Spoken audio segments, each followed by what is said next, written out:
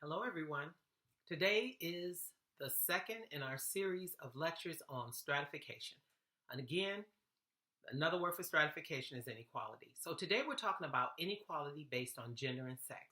In other words, inequality or stratification between men and women. So we're going to be talking about the experiences of women living in a patriarchal male-dominated society, how women, face inequality in our society. So there's a question at the top of this slide, and it asks, gender, does it differ from sex? Absolutely. Sex is your biological makeup, but gender is how you identify. It is your cultural makeup. So here's the definition of gender. It is a social distinction or difference based on culturally created and learned ideas. We as a society, through culture, create ideas for men and women.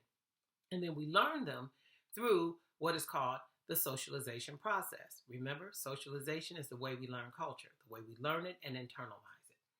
So, created and learned ideas regarding appropriate behavior, appearance, and the mental emotional characteristics believed to be ideal for males and females.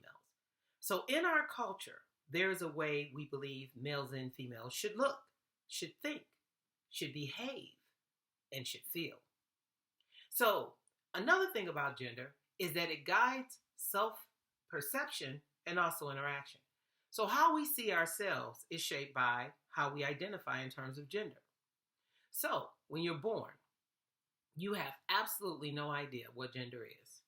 An infant does not know what it means to be a boy or a girl, but they're going to be taught that through the socialization process by their parents. So when parents have these gender reveal parties and they're so excited, it's a girl, it's a boy. That infant has no idea what that means. But once that child is born, it's figuratively given, or figuratively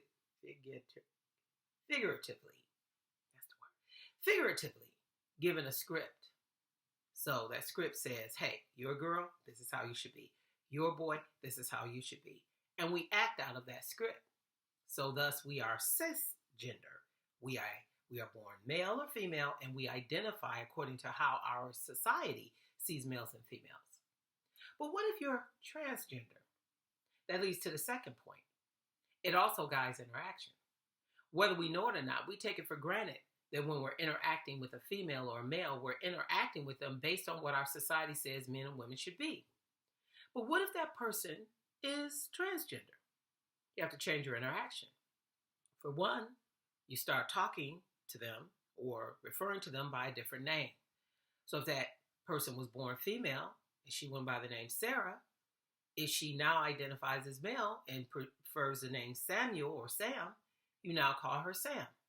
And you see, I said you call her Sam, you call him Sam, because now you use a different pronoun. And one of the best illustrations of how challenging that can be for people is the Kardashian family. Now, I'm not one that keeps up with the Kardashians, but I do recall the episodes that showed Caitlyn Jenner's transformation from Bruce to Caitlyn. And the person in the Kardashian Jenner clan that had the most difficult time with that transformation was Khloe. And I can understand why. Because for most of her life, Bruce was her stepdad. And she had a relationship with Bruce that was longer in time and deeper in a bond than she had with her own father, who died when she was very young. So she asked Bruce, what do I do with my memories of Bruce? Now that you're Caitlyn, how do I interact with you? I've already got a mother, so who are you to me now? If I want Bruce, if I want that father figure, who do I go to? Do I go to Caitlyn? Now that Caitlyn's a woman? So she struggled with that transformation.